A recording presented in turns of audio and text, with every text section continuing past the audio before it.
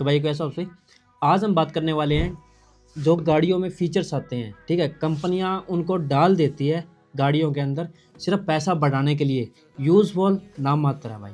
ठीक है, ये कंप्लीट वीडियो देखो आप, तब आपको पता लगेगा कि क्या क्या फीचर्स हैं।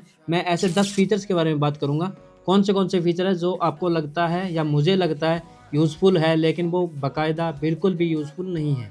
तो भाई बात करते हैं पहले फीचर की। पहला फीचर ये है एडएस। एडएस बहुत यूज़फुल है। ठीक है, सभी गाड़ियों में आज का आने लग गया है। इसके अंदर 2 सब फीचर है जो मैं बता देता हूँ, जो मुझे बिल्कुल भी यूज़फुल नहीं लगे। पहला है भाई लेन कीप असिस्ट। ठीक है, आप क्या करते हैं, मान लो गाड़ी सीधी चल रही है, हाथ छोड़ रखे हैं स्टीयरिंग से, तो थोड़ा सा ऐसे भी कट हुई ना, वो पी बी बी बी बोलने लग जाती है। तो इस वजह से मेरे को थोड़ा नहीं लगा सही। एक आता है भाई लेन डिपार्चर वार्निंग। तो ये कुछ भी मान लो आगे आता है, जो व्हीकल आता है, कुछ भी आता है, बस ये भी बीप करने लग जाता है। ये कुछ ऐसा साइंस है जो मुझे बिल्कुल पसंद नहीं है, और भाई आप लोगों को भी पसंद नहीं आएगा। अब दूसरे फीचर की आप बात करते हैं, वो है inbuilt navigation system. Inbuilt navigation system के बारे में अगर मैं बात करूं, तो कंपनियों ने ना ये धक्के से अंदर, मतलब जो अपना इंफोटेनमेंट स्क्रीन होती है उसके अंदर धक्के से घुसोड़ रखा है, जैसे बोल देते हैं भाई। तो ये एक जेन्युइनली और प्रैक्टिकली नहीं मुझे लगा बढ़िया।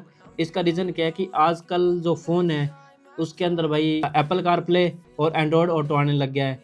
तो उस वजह से ये अगर ना भी हो इनबिल्ट वाला सिस्टम तो भी काम चल जाएगा, क्योंकि एंड्रॉयड ऑटो में और एप्पल कारप्ले में वैसे ही चल जाएगा। और एक चीज़ मैंने देखी है, जब आप इनबिल्ट नेविगेशन सिस्टम यूज़ करते हैं तो कहीं ना कहीं जो अपने सॉन्ग्स वगैरह बज रहे हैं गाड़ी में, ठीक है, तो वहाँ थोड़ा सा वो आवाज़ के साथ कॉम्प्रोमाइज़ करना पड़ जाता है या बंद हो जाता है। कभी कभी आप क्या करते हैं, मान लो फ़ोन डिस्कनेक्ट हो गया या वाईफाई डिस्कनेक्ट हो गया, तो इस वजह से वो नेविगेशन भी अपने को दोबारा स्टार्ट करना पड़ता है जहाँ से आपने शुरू किया था। थर्ड की बात करते तो थर्ड है ऑटो पार्क असिस्ट। ये एक ऐसा फीचर है कि कंपनी अपने को ये देती है, मतलब ये बोल कर देती है कि ये कितना ही यूज़फुल फीचर है, लेकिन ये मैं नहीं मानता। क्योंकि एक चीज़ है इस फीचर के अंदर, एक चीज़ ये है कि भाई आप इसको यूज़ करोगे ना, अगर देखो मेरी गाड़ी में नहीं है, मैं मानता हूँ, अगर जिस भी भाई की गाड़ी में आता है, जैसे ये मान लो रेंज रोवर में आ गया या ऑडी में आ गया या कुछ ये अपने फोर्ड एंडेवर में आ गया, तो इन गाड़ियों में आता है। ठीक है, जैसे आप मान लेते हैं लग्जरी गाड़ियों में आता है। जो आदमी बेला है उस बंदे के लिए भाई बहुत यूज़फुल है। अगर आप किसी का वेट कर रहे हो, मान लो आप किसी अपनी गर्लफ्रेंड का वेट कर रहे हो, अपने ब्रदर का वेट कर रहे हो कहीं गाड़ी एक बार खड़ी करके, तो आप इस चीज़ का यूज़ कर सकती हो। ठीक है, क्योंकि आपका टाइम पास हो जाएगा उससे। अगर अपने को मान लो जल्दी है और आप सोचें कि भाई इसका यूज़ कर लें, तो ये बहुत ज़्यादा समय लगा देता है। तो इस वजह से मैं इस फीचर को ना बराबर ही मानता हूँ। अपना फोर्थ फीचर आता है भाई rain sensing wipers. Rain sensing wipers जो होते हैं ना, ये क्या काम करते हैं, मान लो रेन सेंसिंग वाइपर्स हो गए, क्या है वो, जब रेन आती है तो ऑटोमेटिक चालू हो जाते हैं।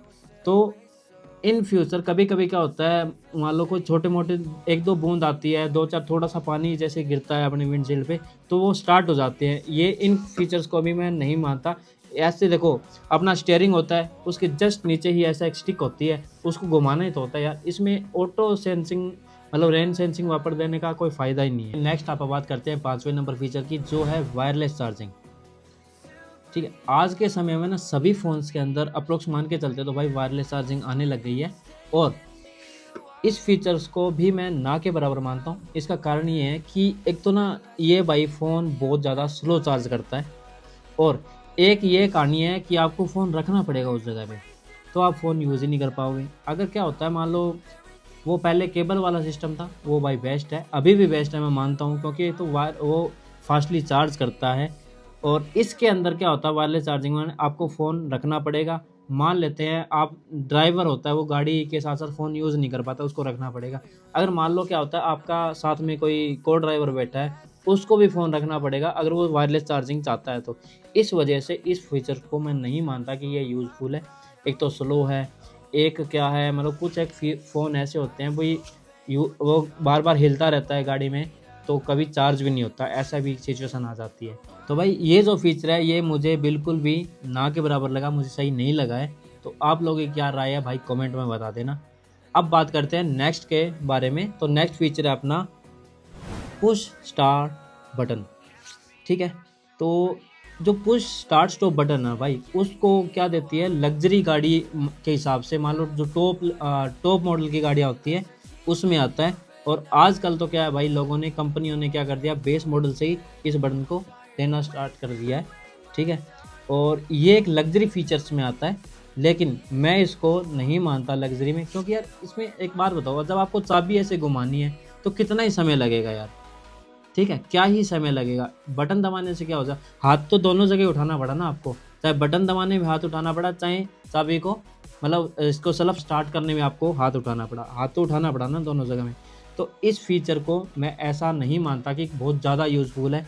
तो अगर आप ये भी दे दोगे तो क्या है, इसमें एक चीज़ होती है भाई, कुछ मतलब इसको ऐसा लग्जरी फीचर बता के कस्टमर का पैसा ऐंठने के लिए बढ़ा दिया जाता है, इस फीचर को जानबूझ कर दिया जाता है कि आपको लगे भी कितना ही बड़ा फीचर है, लेकिन हाथ दोनों काम में भी आपको उठाना ही पड़ेगा, ठीक है। तो ये मैं फीचर ऐसा नहीं मानता कि ये लग्जरी है या कुछ और है। अब अपना सातवां फीचर है भाई, स्पेस सेवर स्पेयर व्हील।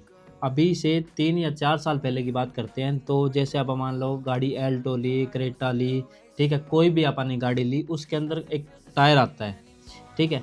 जो अपने चारों टायर होते हैं गाड़ी के, ठीक है, उनके अंदर मान लो अलॉयज आता है, ठीक है। और जो अपने एक स्टेपनी टायर जिसको बोलते हैं, वो अपने को देते थे भाई स्टील रिम में, ठीक है। अगर चारों टायर अलॉय है तो स्टील रिम में देते थे, लेकिन जो प्रोफाइल का टायर अपना बाहर गाड़ी में लगा वही अपने को स्टेपनी में मिलता था, पहले ये सीन था। और कुछ एक गाड़ियां तो अभी क्या करने लगी है भाई, वो स्टेपनी टायर भी नहीं देती, वो देती हैं सिर्फ पंक्चर किट। एक चीज़ मानते हैं यहाँ, अगर मान लो आपका टायर ही फट गया तो पंक्चर किट कहाँ यूज़ होगी भाई, ठीक है। और उस अभी कंपनियां क्या करने लगी, एक मान लो लग्जरी गाड़ी है, अब क्या करती है भाई, अपना 17 इंच का टायर है, ठीक है, और स्पेस सेवर स्पेयर व्हील की वजह से अपने को टायर देती है भाई छोटा। तो मान लो इस तरीके से आप इसको टायर को खड़ा करते हो और अपना टायर आता है भाई 17 इंच का, ठीक है।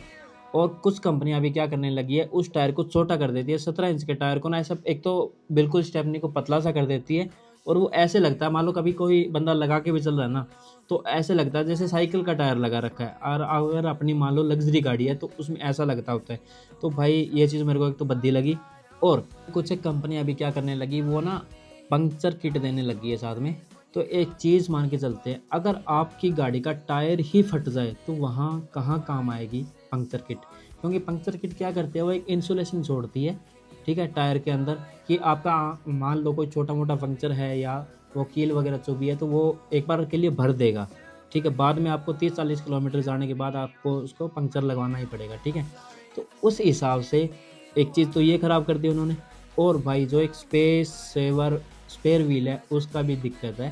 तो वो चीज़ें ना दे के आप, मैं क्या कहता हूँ कि कंपनी वाले क्या करें, एक तो भाई वो इन्फ्लेक्टर दे दे कि ताकि आप हवा गाड़ी में डाल पाओ अच्छे से, एक वो दे दे, ताकि अगर आपको क्या है वो देनी है, मान लो फैसिलिटी देनी है तो ये चीज़ें दे दो। स्पेस की इतनी कोई मान लो हर किसी को नीड नहीं होती, किसी का हाथ ना ख़राब हो, या एक ग्लव्स वगैरह दे दो, तो ये चीज़ें दे दो तो काफ़ी बढ़िया रहती है। अब बात करते हैं भाई, नेक्स्ट फीचर है अपना फ्लश डोर हैंडल। तो ये एक जो फीचर है ना, जो आजकल ऑलमोस्ट सभी गाड़ी में आने लग गया, जो अभी नहीं आती है। जैसे अभी टाटा सियारा की बात करते हैं, ठीक है, महिंद्रा की गाड़ियों की बात करते हैं, सबसे पहले स्टार्ट करा था भाई XUV 700 ने, तो वहाँ से शुरुआत हुई थी। और जैसे अभी मान लो एल्ट्रोज है, उसके अंदर भी आने लग गया है, ठीक है। और ये ऐसी बहुत सारी गाड़ियाँ हैं जिनके अंदर आने लग गया, लेकिन इसका यूज़ नहीं है, क्योंकि कुछ कंपनियां कहती हैं भाई हम लग्जरी फीचर के हिसाब से देते हैं, कुछ कंपनियां ये बोलती है भाई हम एरोडायनेमिक को सही करने के लिए ये फीचर देते हैं, ताकि हवा लगे डोर्स पे तो क्या होती है, मान लो एरोडायनेमिक बनेगा थोड़ा, और क्या होगा कि आपकी माइलेज में इम्प्रूव होगा, लेकिन माइलेज इम्प्रूव नहीं होती उससे, वो कहने की बात है। क्योंकि एक चीज़ देखो यार, डोर है, हैंडल है, ठीक है, जो बार वाले होते हैं वो एकदम करेक्ट है, मुझे उनमें कोई ज़्यादा दिक्कत नहीं लगी, या आप लोगों को भी नहीं लगेगी। जो फ्लश डोर हैंडल है भाई, उनके अंदर मोटर भी तो लगेगी, 4-4 5-5 किलो की मोटर सोएगी, तो वो वज़न भी तो उतना ही बढ़ गया ना। आप कहाँ से बचा लोगे भाई माइलेज, कहाँ से इंक्रीज़ कर लोगे माइलेज, मुझे ये नहीं समझ आ रही ना। एक बार बताओ, ये एक खतरे की घंटी भी है, क्योंकि इन फ्यूचर क्या होता है, आप कहीं गाड़ी ठुक जाए, ठीक है, तो एकदम से वायरिंग ख़राब हो जाए, बैटरी डिस्कनेक्ट हो जाए, कुछ ऐसा हो जाए, तो आपकी डोर कभी खुलेंगी नहीं, आपको मजबूरन ग्लास तोड़ना ही पड़ेगा। तो एक वो भी है भाई, मोटर लगती है इनके अंदर। अगर आपको ये चीज़ें मान लो एरोडायनेमिक करनी है तो साइड मिरर भी हटा दो ना, उनसे तो और भी ज़्यादा माइलेज बचेगी, ये भी कर लो। समझो ये चीज़ें। तो ये फीचर भी एक मेरे को भाई वाहियात लगा और मुझे बिल्कुल भी अच्छा नहीं लगा है। तो भाई नेक्स्ट फीचर की आप बात करते हैं वो है पावर सीट्स। ये फीचर्स जो है ना बहुत अच्छा मानते हैं कुछ कंपनी वाले, मैं नहीं मानता। इसका रीज़न ये है कि अगर आप सीट पर बैठ गए तो जो बटन्स होते हैं जैसे सीट के नीचे बटन होंगे तो उसको आगे पीछे करने में भाई समय लगता है, वो भी बहुत समय खाती है, ठीक है। उसके अंदर भी मोटर लगती है, वज़न उसका भी बढ़ता है। अगर आप मान लो मैनुअल सीट्स हैं, ऐसे नीचे वाला सरिया सा ऐसे उठाओ और पीछे कर दो, तो वो चीज़ में बिल्कुल भी समय नहीं लगता। पावर सीट मुझे बिल्कुल ही अच्छा नहीं लगा भाई। तो ये अगर फीचर को मान के चलो तो ये ना के बराबर ही समझो इसको, ठीक है। नेक्स्ट फीचर भाई अपना आता है हेड्स अप डिस्प्ले। तो जो हेड्स अप डिस्प्ले फीचर है ना, इसकी शुरुआत हुई थी भाई रेसिंग कार से, क्योंकि वो रेसिंग कार क्या होती है, तेज़ चलती है। मान लो 200 की स्पीड चल गई, 300 की स्पीड चल गई, तो जो ड्राइवर है, ड्राइव कर रहा है गाड़ी, वो रेसर है, वो बंदा नीचे इंस्ट्रूमेंटल क्लस्टर की तरफ ना देखकर वो देखे भाई सिंपल मिरर पे, ताकि उसको स्पीड का पता लगे, जो आगे पीछे गाड़ियाँ जा रही है उनके बारे में पता लगे, कितना डिस्टेंस कवर हो रहा है उसके बारे में पता लगे। तो ये पहले देते थे रेसिंग गाड़ियों में, ठीक है। अभी इसको टॉप लेवल का फीचर बताकर नॉर्मल गाड़ियों में भी दिया जाने लग गया है। लेकिन जब आप जो चीज़ इंफोटेनमेंट क्लस्टर में देख पा रहे हो तो उसमें ऊपर एक शीशा लगाकर फ़ायदा क्या है। इस चीज़ को वहाँ अगर मैं बढ़िया मानूँ, परफेक्ट मानूँ, जो सामने की फ्रंट शील्ड होती है ना उसके ऊपर दो, उस चीज़ को मैं मान सकता हूँ भाई एकदम परफेक्ट फीचर दिया है ये, ठीक है। अगर मान लो एक छोटी सी डिस्प्ले ऐसे ऊपर आ जाएगी तो वो उस फीचर में कोई मज़ा नहीं है। तो भाई ये फीचर मुझे अच्छा नहीं लगा। अगर आप लोगों को भी पता है कुछ ऐसे ऐसे फीचर्स जो आपको भी अच्छे नहीं लगे तो आप मुझे कमेंट कर सकते हो। और भाई हाइप दिया करो, हाइप से क्या होती है, वीडियो ग्रो होती है हमारी। और भाई चैनल को सब्सक्राइब कर लिया करो ताकि हमारा मोटिवेशन बढ़े, ठीक है। एक चीज़ और कहना चाहता था भाई मैं कि अभी हम इंस्टाग्राम पर भी हैं, तो हैंडल मैं डाल दूँगा उसका, प्रीतम सोनी एक्स करके नाम से है। और भाई फेसबुक पर भी आ चुके हैं, फेसबुक का पेज की प्रोफाइल भी मैं डाल दूँगा साथ में, तो ठीक है, वहाँ से भी फॉलो कर लो। इंस्टा पे, फेसबुक पे, सब जगह फॉलो कर लो भाई।